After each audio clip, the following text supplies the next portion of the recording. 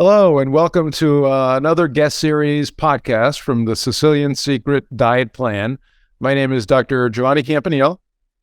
And I'm Sandra Cammarata and And today we are thrilled to have our speaker. It's physician Richard Childs, but he's a Rear Admiral Richard Childs, and he's the clinical director and acting scientific director of the National Heart, Lung, and Blood Institute. He's also an assistant surgeon general, and he completed his medical school at Georgetown, his residency in internal medicine at the University of Florida, and his fellowship in medical oncology at the National Cancer Institute. He's a world-renowned researcher in stem cells. He's done over 600 stem cell transplants in his career. Dr. Child is also the section chief and senior investigator in the Laboratory of Transplantation Immunotherapy. His research focuses on allogeneic stem cell transplantation and tumor immunology to treat the aplastic anemia and hematological malignancies. His labs also focus on solid tumors research, focused on developing novel natural killer cells-based strategies to treat advanced cancers. He currently serves as the principal investigator or medical responsible investigator on 9 active National Heart, Lung, Blood Institute clinical research protocols. Without further delay, we're here to introduce Dr. Childs to you. Well, welcome, Admiral Childs, and this is, a thrill for us and our listeners. So, tell us about your role at the NHLBI and what your current interests are in research. Sure. So, my position at the National Heart, Lung, and Blood Institute, or NHLBI, is I serve as the clinical director for the Division of Intramural Research.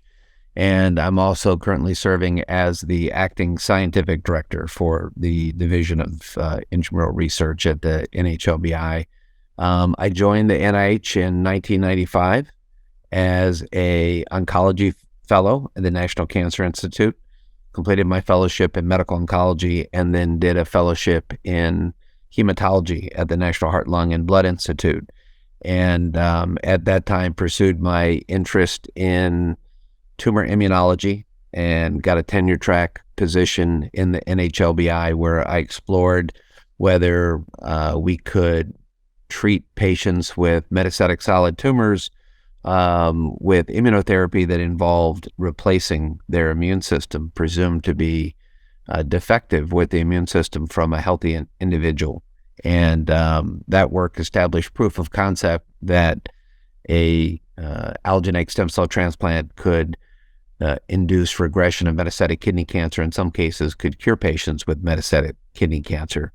So that was a paradigm-shifting trial in terms of how we think about the immunotherapeutic benefits of allogeneic stem cell transplantation being applicable to patients with solid tumors.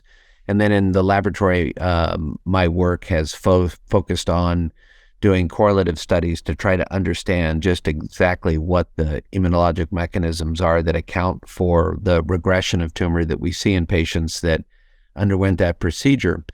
And have a research team right now of about 18 investigators. 12 of them are in the laboratory, and have postdocs. I have fellows in training that rotate through, staff scientists and staff clinicians that are part of my research team. And our work has really been, quite informative over the last 20 years or so, and we've been able to discover a new tumor antigen in kidney cancer that's derived from an endogenous retrovirus called a human endogenous retrovirus that we found was expressed in the majority of patients that had kidney cancer, and found out that this is what the immune system was seeing in these patients that we saw disease responses in. And we've gone from understanding what the immunologic driver and target is for regression of tumor in these patients to now developing ways to genetically reprogram immune cells to target these tumor antigens. And now we're coming back with targeted therapies, something we call T-cell receptor modified T-cells, and hopefully very soon a chimeric antigen receptor or CAR T-cells to target this viral antigen in kidney So cancer. this is a T cell, an immune cell, that you get from matched donors, and you inject into patients with cancer, renal cell cancer that's spread around the body, and then it not only finds the tumor in the kidney, but it finds its way to the metastases. And this is where the retrovirus comes in. That's right. So we're doing a hematopoietic stem cell transplant. And in the process of transplanting stem cells, we transplant immune cells. And a big part of the immune system is the T cells. The T cells circulate in the bloodstream. Theoretically, they should be able to get to any cell in the body, including any cancer cell in the body. And these T cells we found in patients whose tumors were regressing, we're seeing one specific target antigen that was derived from this human endogenous retrovirus. That human endogenous retrovirus had never been described to be expressed in any tissues before. And our group... This is a virus that lives on the tumor cells? Is that what? So this is something called a human endogenous retrovirus, and what it represents is it was formerly a replication competent virus that infected humans, we believe millions of years ago, got into their germ cells and integrated into the entire genome of the first human that was infected with this, and then was passed off to offspring, and now is in every single human has this endogenous retrovirus, but it's not expressed in any normal tissues. It sits there, it's dormant, it's undergone mutations and silencing over tens of thousands, if not millions of years. But there's some interesting events that occur in kidney cancer that take this viral fossil and turn it on and make it suddenly start to express proteins and peptides that the immune system says, wait a minute, that doesn't belong there. We've never seen that before. And under the right circumstances, the immune system can target and eradicate the tumor, going after that those pieces of that viral fossil. Wow, that's fascinating in and of itself, the viral fossil. But it's also fascinating that you have identified this as a target for these T cells. That's quite amazing. Well, one of the nice things about working at the NIH is that I have lots of smart people around me, and we've got great resources so that we can spend the time to try to dissect these puzzles, focusing on the people that have good outcomes. You know, for many patients we transplanted, we didn't see responses, but for the patients where we saw these really dramatic responses, including complete responses and durable responses, that's the group that we really focused on. And, you know, we collected blood from them, we had their tumors, and we were able to do experiments that took years to do to figure out what are those immune cells seeing. And as science has developed and we've developed the ability to, you know, sequence the entire human genome, that's what ultimately led us to be able to find little pieces of DNA that were encoding these target antigens, and then to sequence them and to describe them in this setting in kidney cancer. So if we want to explain to our listeners in terms that they can actually understand, you know, these fascinating but difficult concepts. Like when we're talking about stem cells, when we're talking about T cells, when we're talking about these advanced cancers, how can we help people to understand what is a stem cell? So why are we introducing this in what is a T cell? Yep. So the what circulates in our bloodstream is a multitude of different types of cells. So we have red blood cells, we have white blood cells. Those white blood cells make up our immune system. We have all kinds of different white blood cells. We have white blood cells focused on fighting bacteria. We have white blood cells focused on fighting viruses, white blood cells focused on fighting fungi. So the immune system is quite diverse and complex. We make antibodies that are important in our immune system. We have a part of our immune system that's there that is always ready to go. And we have another part of our immune system that adapts and adjusts and then targets specific parts of infectious pathogens. So, all of that immune system comes from hematopoietic stem cells that reside in the bone marrow. Those are the seeds that have the ability to differentiate into the white cells, the immune system, that makes those T cells, those B cells, those natural killer cells, granulocytes, monocytes, all these important immune cells. But they also can make red blood cells, which are, obviously critical for life, and they can make cells that are important in clotting, like platelets. So that's what a hematopoietic stem cell does. And when we transplant a hematopoietic stem cell, we're transplanting the whole, repertoire of the immune system. Potential for the immune system to develop into all these more specific. That's right. Cells that are designed to fight cancer or anything else, infections or anything else. So these. Yeah. Go ahead. I'm sorry. And I was just going to say that for a long time now, I would say probably coming up on about 40 years, we've known that the immune system has the ability to target cancer, but we've not understood how to sort of redirect it and turn it on to make it work effectively.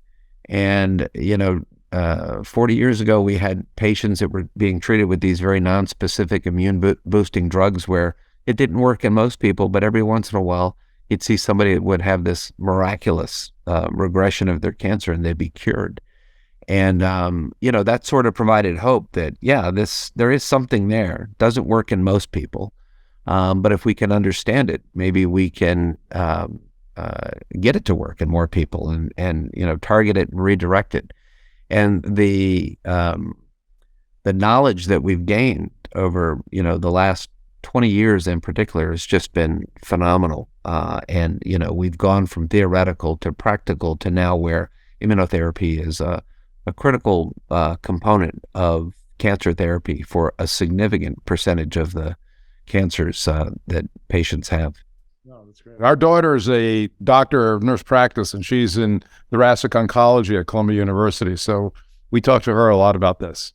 And is now this T cell from matched donors, is it used for anything else besides kidney cancer, renal cell carcinoma, any other cancers that respond to it?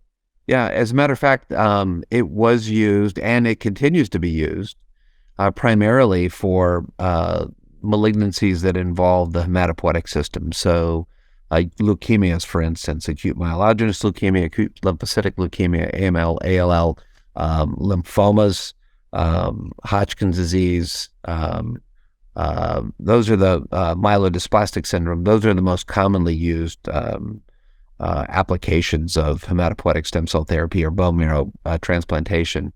The work that we did was in the context that we knew that these immune effects could occur against hematologic malignancies.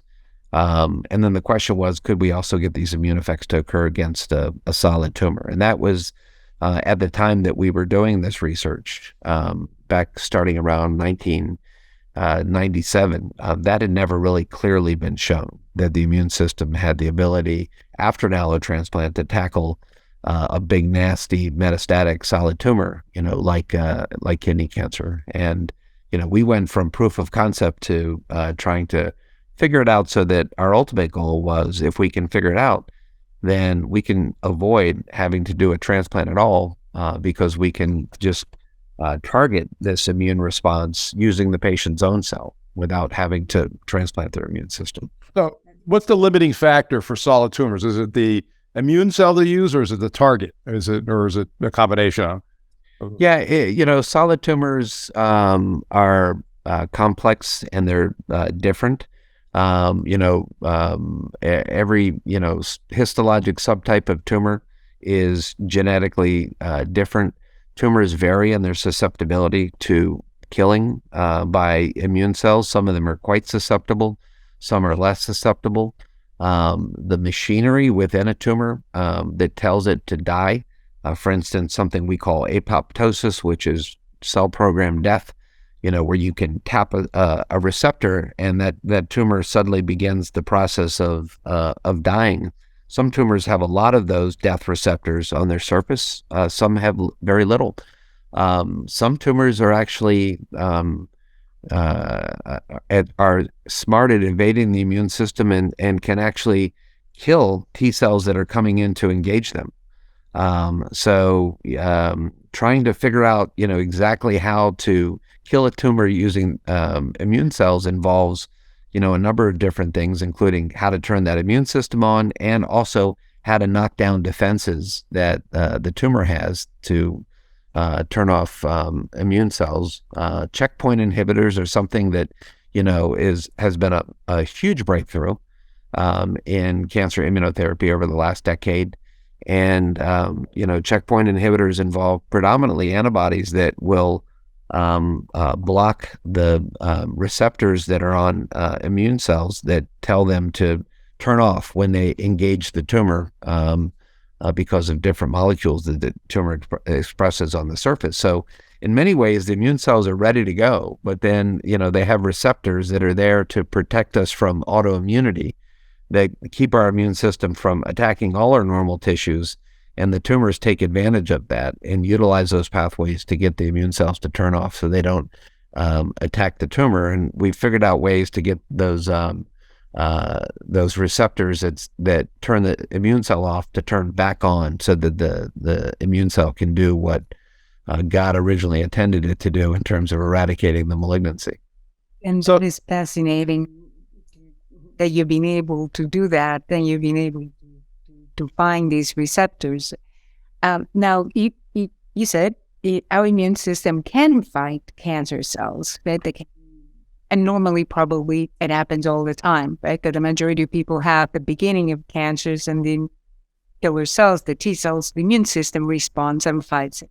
Do we have any understanding of why there is that point where the immune system doesn't respond to it anymore? Is it lifestyle factors? Is it genetic? Do we have any understanding of that? What can we do as humans to help to prevent possibly some of those tumors from happening? Yeah.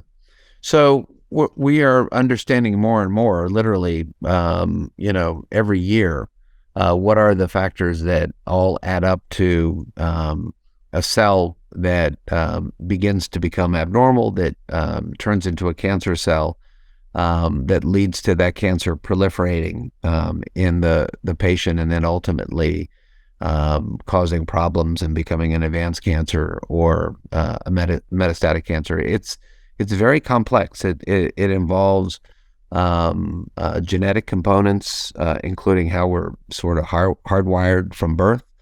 It includes genetic components that are altered throughout our life, depending on certain environmental factors or dietary factors.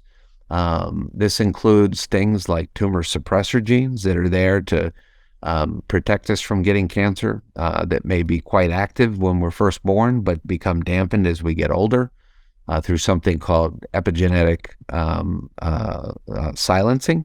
And, it's not just the genes that you're born with, it's what is the status of those genes, and whether those genes are going to be turned on or turned off can be influenced by things in our environment, including by carcinogens, included by, environmental factors, and including dietary factors and different things that we're exposed to.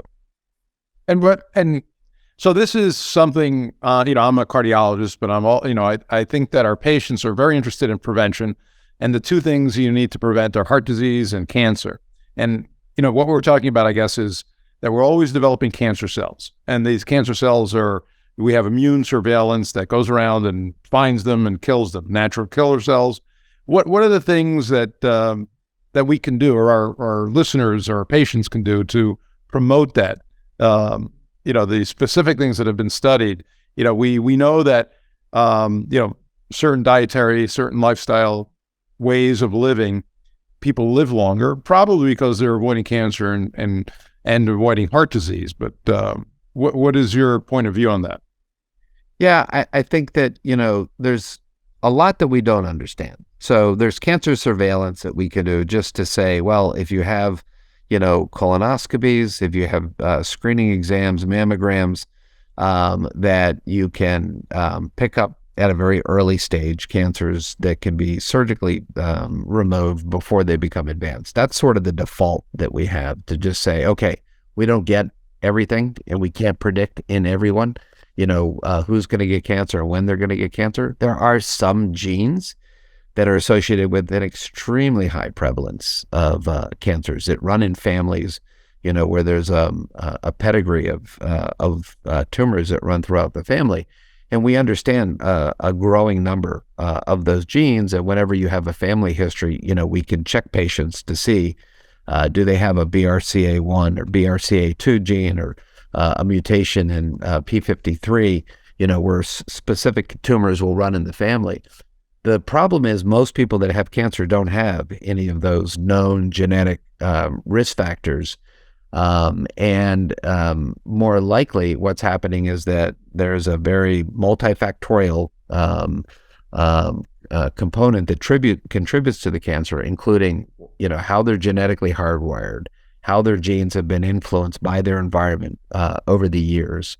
And, these environmental factors combined with other risk factors, like, poor diet, diets that are heavy in fat, meat, things like that, are certainly associated with increased risk of cardiovascular disease, type 2 diabetes.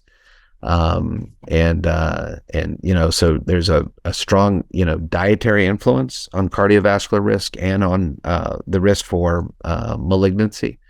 And then there's, other factors that we know about, carcinogens, smoking, which 50 years ago was just, people were just starting to believe that, hey, there really is an association between smoking and lung cancer. And then it went from lung cancer to bladder cancer to kidney cancer. And the list, just grew to where it's pretty rare, any malignancy, that there isn't a risk factor associated with smoking.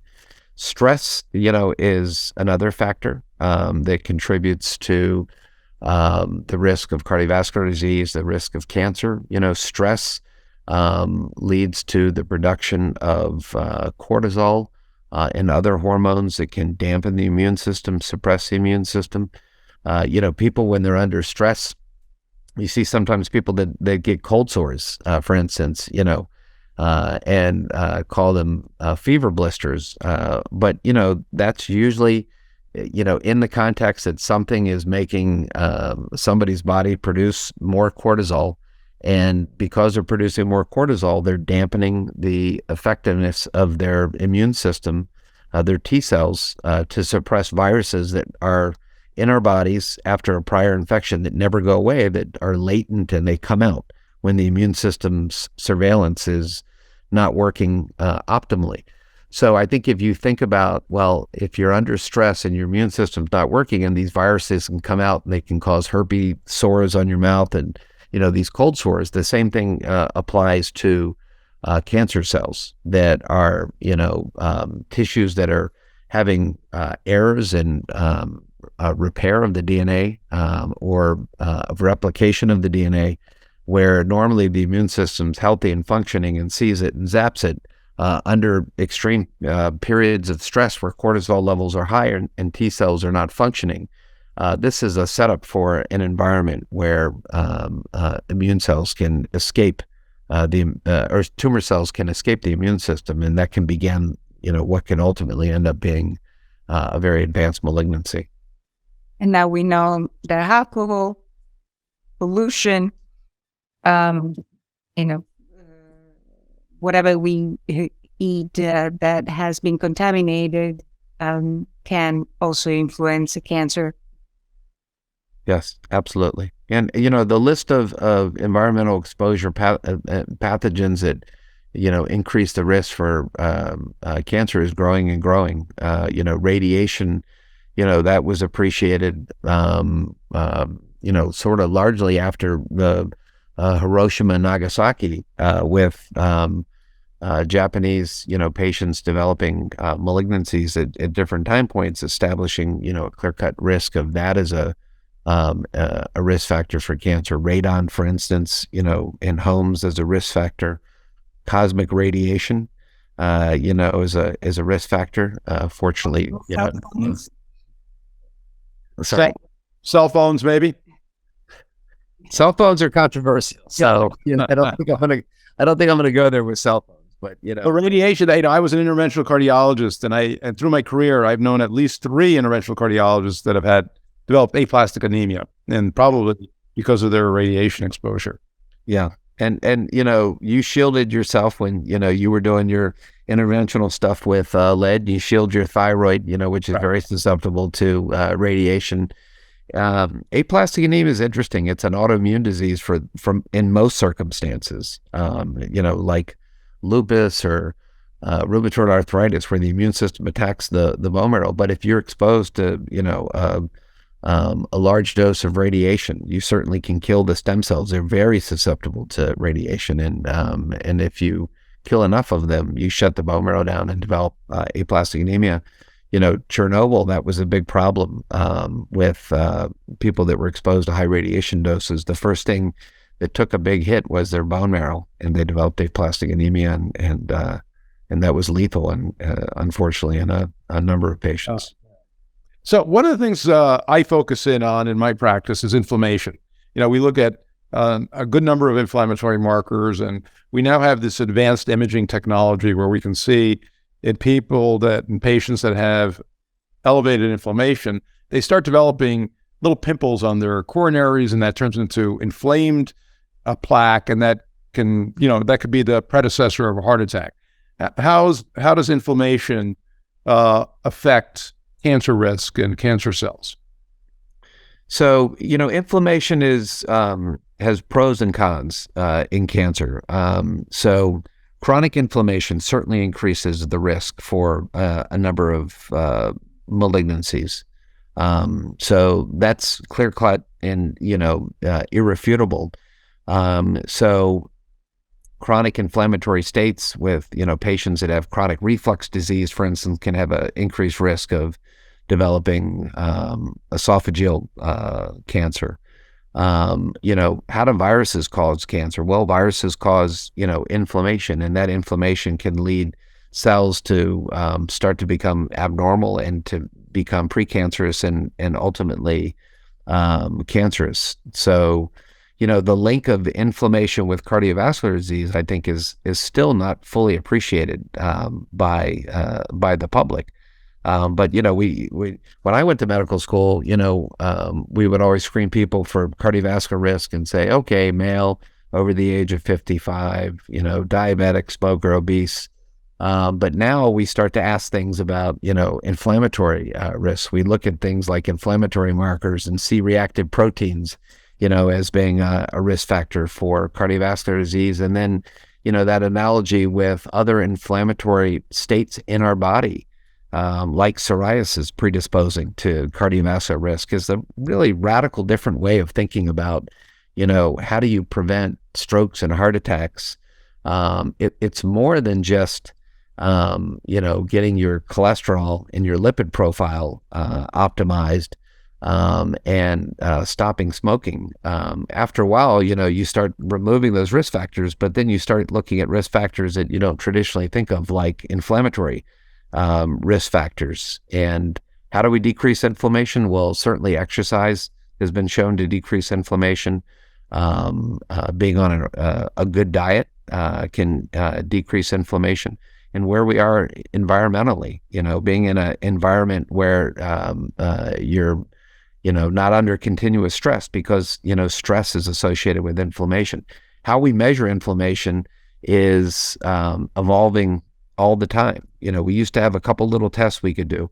Now there's literally hundreds of different biomarkers that we can measure in the bloodstream that reflect inflammatory pathways. So we can, measure cytokines, and, we have all these cytokine levels that, in some cases, it may not just be one cytokine or hormone. It may be several different cytokines.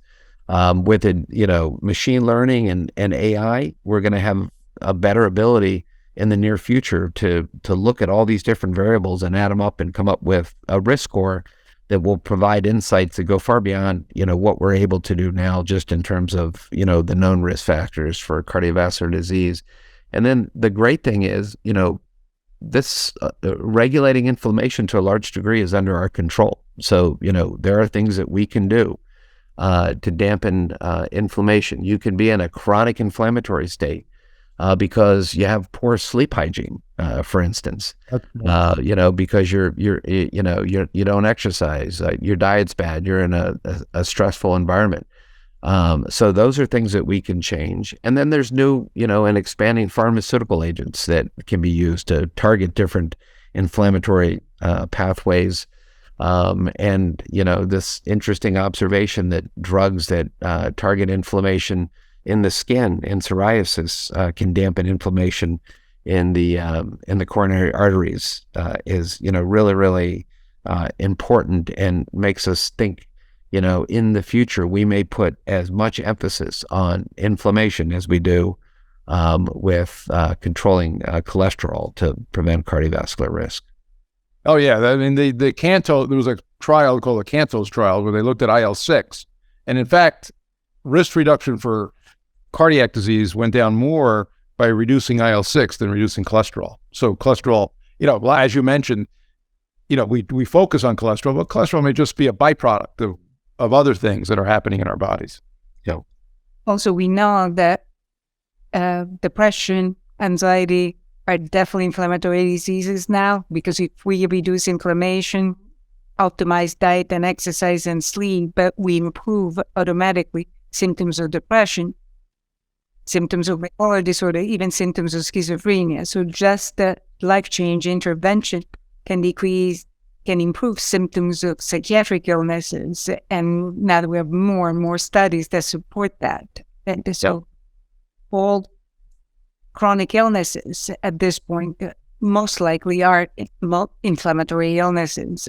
So now I wanted to ask you, would you recommend your patients, your cancer patients, in terms of lifestyle changes and diet changes? And then I'm curious to hear, what do you do? What is your lifestyle that helps you to control your inflammation? What do you like to do? Yeah.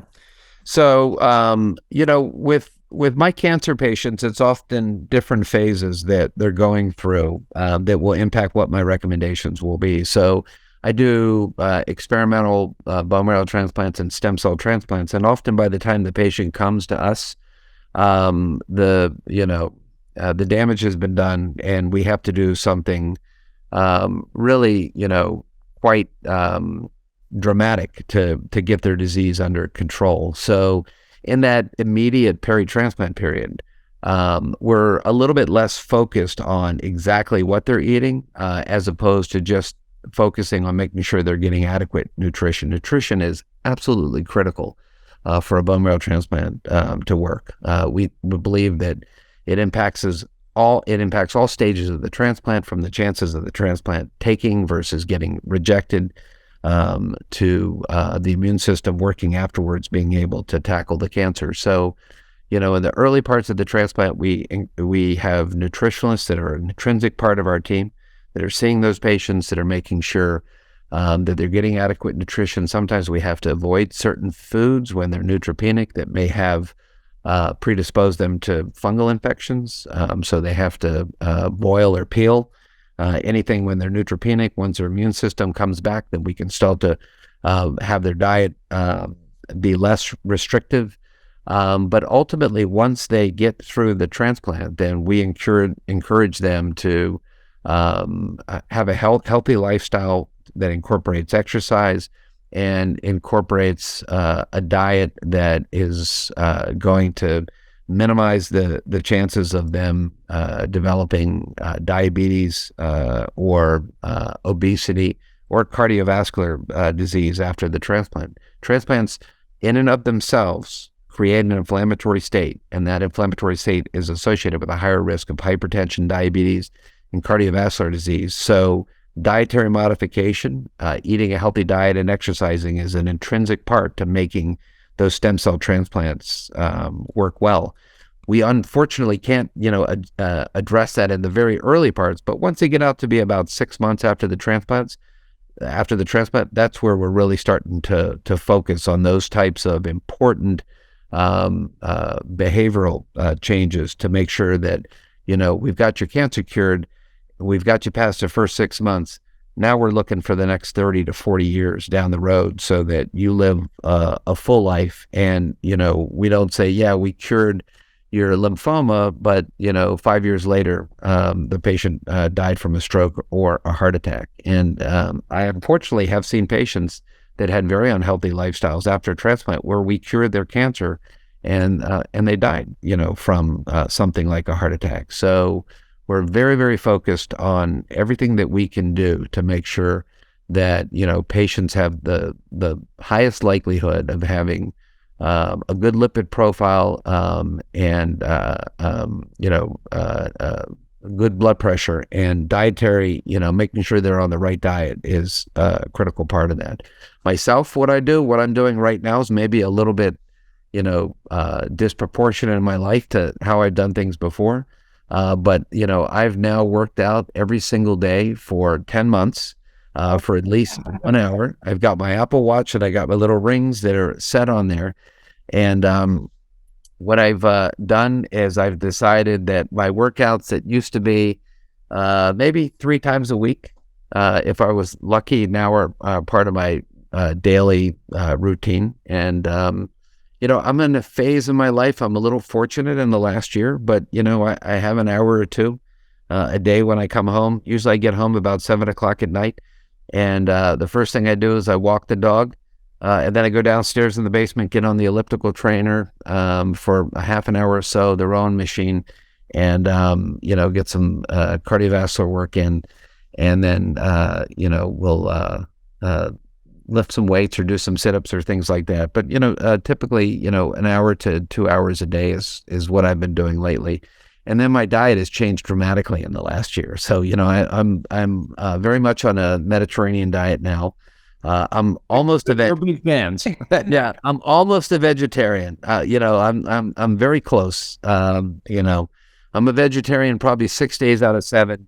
And then my brother-in-law comes over, and then that changes for a day. What was it? That is pretty much what we recommended, to all our patients and through our book, to have meat once a week. But we also strongly recommend fish. Now, if it's not too personal, what has made this change for you to increase your workout routine and also and change your diet? Yeah, I think what happened for me was that I always ate pretty well, and I exercised a certain amount, but COVID derailed me like it did many people in terms of I got, it all sort of started with getting deployed to Japan and, being part of the United States government's COVID response with the Diamond Princess cruise ship. And, that was intense for 3.5, 4 weeks where we were working, 20-hour days trying to track down Americans that were infected with COVID in Japan and trying to get them the best care possible while they were hospitalized, many of them, critically ill in ICUs. And that was, about a month of me just not working out at all, not taking care of myself, not eating well. And when I came back, I went on an immediate deployment afterwards, and I gained some weight, probably about, 25 pounds in a year with all those deployments.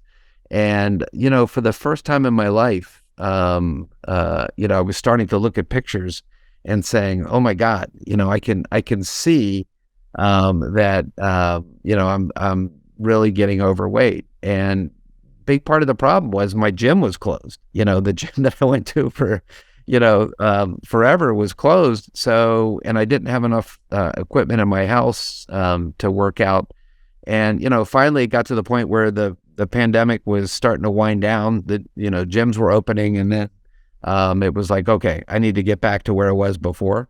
And I got back to where I was before in about 3 or 4 months. And then I just decided, you know what? I'm going to get back to better than I was before. I'm going to get back to where I was in college. So I just set that as a goal, was to get my weight down to a weight where when I was in the best shape of my life. And once I got into that routine of eating healthy food and exercising, as a daily part of my life, it just, every week I was getting closer and closer, and every week I was feeling better and better, more energetic. I'm sleeping better than I've ever slept in my life, and my brain is working better than it's worked, maybe ever in my life, and I have to tell you, when I gained that weight, that was the first thing that I could tell was off. It was like my ability to keep a specific, train of thought, to concentrate, was just, it wasn't like it had been before. And, I was trying to figure it out. I'm like, oh, is this old age? I don't know, but it's like, I think it's an unhealthy lifestyle that's contributing to it. And as soon as I started, losing weight, eating healthy, exercising more, I could tell I was way more sharp than I had been. Were you sleeping better? Sleeping amazing, Yes, because we now know that your brain detoxifies only in the later stages of sleep. So it's, it's now a risk factor. It's on the list of risk factors for disease if you don't sleep well. So it's dementia, for depression, for everything else. But also in the sleep studies that have been done, only when you get the full night's sleep, you actually can produce 70% of the total killer cells that you produce during the day.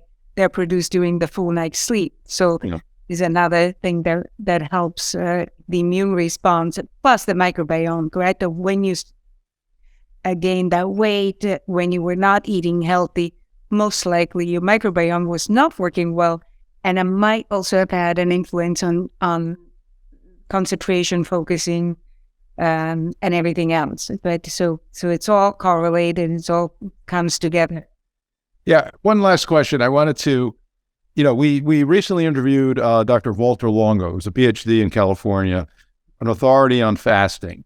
And so what's your opinion about fasting and its effect? He has some research data showing that he has a fasting mimicking diet that he's developed. It's a 5-day fast where day 1 is 1,000 calories, then 2, 3, 4, and 5 are 800 calories. And during that period of time, your cells shrink, actually organs shrink, and then the theory is that stem cells come back and they're refeeding and they grow.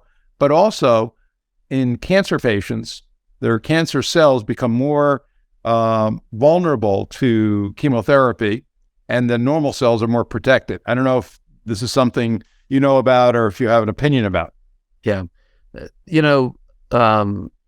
That specific area that he has expertise on, I don't have expertise, but I believe that biologically that all of that, makes total sense to me. And I believe that we have the tools to systematically study that, so that it's not, anecdotal, but that it's hard science based on systematic, studies of what happens to cytokine levels, what happens to a tumor when you put it under that kind of caloric restriction. We can do things now like biopsy tumors before and after caloric restriction, for instance, or modify, sleep behaviors, and look at what are the effects of that on inflammatory pathways. So, there's growing evidence that, caloric restriction can affect a number of different pathways that ultimately would be favorable for reducing inflammation and a number of other cardiovascular risk factors. So, I'm a big believer in caloric restriction, but there's a lot of different ways to do it. Right. And I can't say that one way is better than the other way. And certainly, there's extremes that I think could be unhealthy. I think that this is an evolving science that we will, continue to understand nuances of different, diets. And I don't think it'll be one size fits all. I think there will be, a growing number of dietary options that will have favorable profiles in terms of the impact on cardiovascular risk, but that may be, applicable for one person, but for somebody else based on their lifestyle, work environment may not be something that would be optimal for them. I think that we've got a lot to learn, but we've learned a lot already. And there's no question that, there's a lot of things that are directly under our control that we can start modifying, today to make an impact in short order. And I think that those inflammatory markers and things like that are impacted by diet can begin to be changed and move in the right direction, literally in days, from these types of interventions. There's long-term risk factors, and there's long-term risk and there's short-term risk. But, I'm a believer now more so than ever that, if you want to alter that risk, the things that you do literally today can begin to make that risk go down. Yeah, I think that's true for a lot of diseases, including cardiac disease, but I'm sure in cancer also. I mean, we've seen reversal of disease in really advanced coronary disease. And this is very, very encouraging. Where you said it can be done in just a few days, you can see results, very encouraging. We have control over certain things, very encouraging. We can implement these things. And we're grateful to people like you